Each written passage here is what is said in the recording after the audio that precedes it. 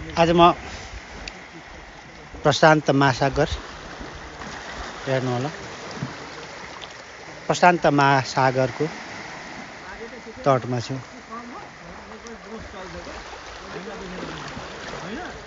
भन्नाले इटालीमा छु म अहिले हेर्नुस् यहाँको भ्युजहरु हेर्नुस्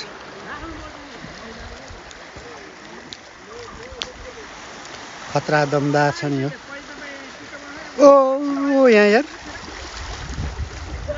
को हो हिँडेर को हो अहिले त तपाई त आउँछ अहिले त यस्तो यस्तो यस्तो गर्दै अहिले त तपाई त अहिले त ओ यता साथीहरु रहेछ अहिले त तपाई त हजुरहरुको घर कता पर्यो कहाँ हो घर कहाँ हो तपाईहरुको घर कहाँ हो हजुर कहाँ हो घर नेपाल हो सर ए नेपाली हो हजुर नेपाल हो नेपाली हो र सेतो ज्याकेट उड्नेको कहाँ हो यो यो दाङ घोराइतिरको जस्तो छ नफाल कालो ज्याकेट ए यता सुपा देउराली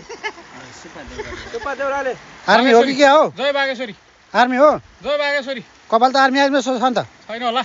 हो त्यस्तै देखिन्छ हो भाङधुरे कान्छ हौ हेरेर हुने होला ए यस्तै हो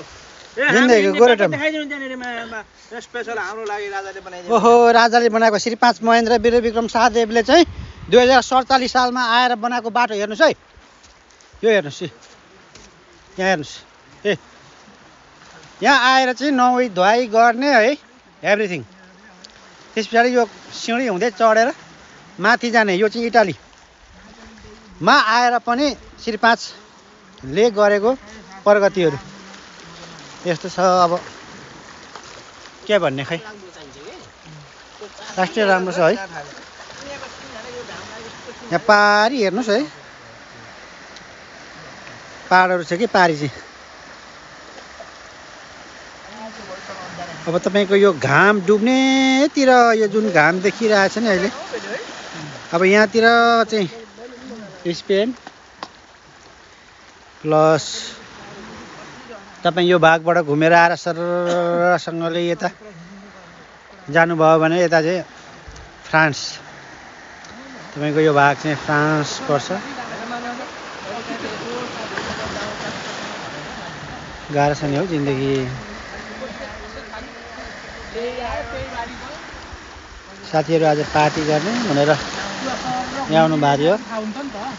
हल्का रमाइलो गरिदिउँ त भनेर समुद्रको छेउमा अघि स्विमिङ पनि गर्नुभयो अब अहिले